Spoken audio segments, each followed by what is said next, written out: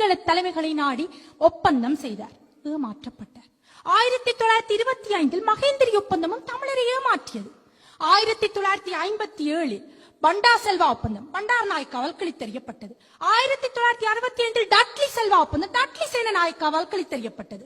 1985 தமிழர் தரப்பையும் சிங்கள அரசையும் இந்தியா திம்புவில் பேச்சுவார்த்தையில் ஈடுபடுத்தியது. அது பயனற்று போனது. 1989 90களில் பிரேமதாச அரசுடன் விடுதலை புலிகள் பேசினர். அதுவும் பயனற்று போனது. 1994 95 காலப்பகுதியில் சந்திரிகா குமாரதுங்க அரசுடன் விடுதலை புலிகள் பேசினர். அதுவும் பயனற்று போனது. 2002 ரணில் விக்ரமசிங்கவுடன் விடுதலை புலிகள் பேசினர். அது முன்போன்று இல்லாத வகையில் மூன்றாம் தரப்பு மத்தியஸ்துடன் புரிந்துணர்வு ஒப்பந்தம் செய்யப்பட்டு பல கட்டமாக பேச்சுவார்த்தை நடந்து வந்தது. இதன் விளைவாக சிரான் கட்டமைப்பையோ மீள் சுனாமி நிவாரண கட்டமைப்பையோ அல்லது இடைக்கால தன்னாட்சி வரைவையோ ஏற்காத சிங்கள அரசு தரப்பு ஆபரேஷன் பெக்கன் திட்டத்தை நிறைவேற்றுவதில் கண்ணும் கருத்துமாக இருந்தது. இப்படி அரசியல் சீர்திருத்தம், ஒப்பந்தம், பேச்சுவார்த்தை, தனி சிங்கள சட்டம், திட்டமிட்ட சிங்கள குடியேற்றம் மற்றும் பல்கலைக்கழக புகுமுக மாணவர்களில் தமிழ் மாணவர்களை தரப்படுத்தல் என பல்வேறு வழிகளை கொண்டு தமிழர்களை அழிப்பதில் சிங்கள பேரினவாத அரசு குறியாக இருந்த போது வேறு வழியின்றி தமிழ் இளையோர் ஆயுதம் ஏந்தி போராட நிர்பந்திக்கப்பட்டனர். பேச்சுவார்த்தை மூலம் எட்டாததை தமிழ் இளையோர் ஆயுத போராட்டம் மூலம் எட்டி பிடித்தனர். உச்சமாக விடுதலை புலிகள் தமிழீழ நிலரசு ஒன்றை கட்டி எழுப்பியது. 2009 மே நடுப்பகுதியில் ஆபரேஷன் பெக்கன் திட்டம் மூலம் ஆயுத போராட்டம் மௌனித்து போனது. இருந்தும் சிங்கள பேரினவாதிகள் ஓய்ந்தார்களா? இல்லை. வனவள திணைக்களம், தொல்பொருள் திணைக்களம், பௌத்த அமைப்புகள் மற்றும் முப்படைகள் என தமிழர்களின் நிலங்களை அபகரித்து தமிழர்களின் பண்பாட்டு அடையாளங்களை திட்டமிட்ட வகையில் அளித்து வந்தனர். குறிப்பிட்டு சொல்வதானால் பூர்வீகமாக தமிழர் வாழ்ந்த தமிழீழ நிலப்பரப்பை சிங்களமயமாக்குவதுதான் ஸ்ரீலங்கா அரசின் நிலைப்பாடு. இந்த நிலையில் இன்றைய இளையோர் நாம் எமது தமிழீழத்தை மீட்டெடுக்க போராட வேண்டும். மோரோ தேசிய விடுதலை இயக்கம் மிந்தனவை சுதந்திர நாடாக்க போராடியது. அவர்களை பேச்சுவார்த்தைக்குள் இழுத்து சிதைத்தார்கள். ஆனால் சுதந்திர வேட்கையுடன் மிந்தனவை மீட்பதற்கு மோரோ தேசிய விடுதலை இயக்கம் என்றும் போராடுகிறது. நைஜீரியா பியஸ்வராவின் விடுதலை போராட்டத்தை முடித்து விடலாம் என, நசுக்கி விடலாம் என கொடூரமான தாக்குதல்களை செய்து பியஸ்வராவின் விடுதலை முடிக்கலாம் என நம்பியது.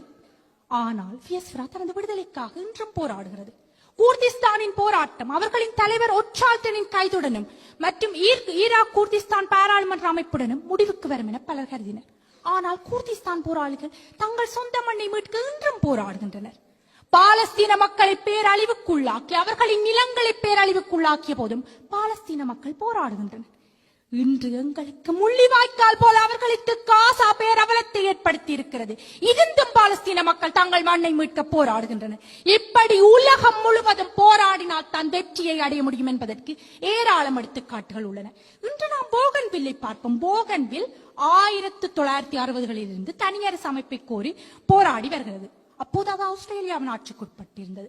1975 ஆஸ்திரேலியா போகன்வில்லை பப்புவா நியூகினியாவுடன் இணைத்து விடுவித்தது. எப்படி? கிட்டத்தட்ட 1948 பிரித்தானியர் தமிழீழத்தை ஸ்ரீலங்காவுடன் இணைத்து விடுவித்தது போல.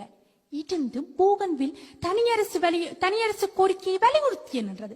அதன் அடுத்த கட்டமாக 1988 தொடக்கம் 1998 காலப்பகுதியில் நடந்த ஆயுத போராட்டத்தில் 20,000 உயிர்களை இழந்ததன் விளைவாக 2019 நவம்பர் 23 தொடக்கம் டிசம்பர் 7 வரை போகன்வில் மீது பொது வாக்கெடுப்பு நடத்தப்பட்டு 98 விழுக்காடு போகன்வில்லுக்காக அமைந்தது.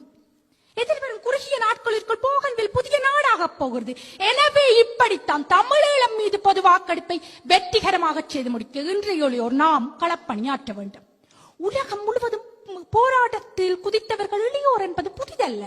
24 வயதில் தூக்கிலிடப்பட்ட பகத்சிங், 17 வயதில் போராட்ட களத்தில் குதித்த கோசிமின், பாகிஸ்தானில் பெண்கள் உரிமைக்காக போராடிய மலாலா என இந்த இளையோர் பட்டியல் நீளமாக உள்ளது.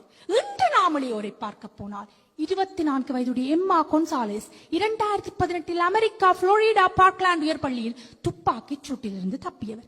அவர் இன்று அமெரிக்காவில் புரட்சி பெண்ணாக வலம் வருகிறார்.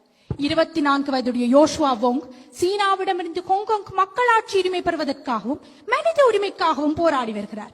22 வயதுடைய அஹ்மத் தமீமி மேட்டுக்கரையில் பாலஸ்தீனிய மக்களுக்காக குரல் கொடுத்து வருகிறார். இப்படி உலகம் முழுவதும் போராட்டத்தில் குதித்தவர்கள் எளியவர்கள் என்பது வரலாற்று உண்மை. எங்களுடைய தமிழீழ விடுதலை போராட்டத்தில் எங்கள் தலைவர் மேதக வேலுப்பிள்ளை பிரபாகரன் அவர்கள் உட்பட போராளிகள், தளபதிகள் என அனைவருமே இளவயதில் போராட புறப்பட்டனர். Captain Malathi, captain Angayarkanni, captain Miller, major Sothiya, lieutenant Thileepan என அனைவருமே எங்கள் தேசத்தின் விடுதலைக்காக இளையோராகவே புறப்பட்டனர். எனவே அப்படி புறப்பட்ட அத்தனை மாவீரர்களையும் கண் முன்னே நிறுத்தி இன்றைய எளியோராகி நாம் சிறைப்பட்டிருக்கும் தமிழீழத்தை மீட்டு எமது மண்ணில் எங்கள் மக்களை சொந்த மண்ணில் மதிப்புடன் வாழ வைக்க வேண்டும். எங்கள் தலைவர் வரலாறு எனது வழிகாட்டி என கூறியதற்கு நாங்கள் வரலாற்றை படிப்போம், வரலாற்று கடமையாற்றுவோம், வரலாறு படைப்போம். தமிழரின் தாகம், தமிழீழத் தாயகம். நன்றி, வணக்கம்.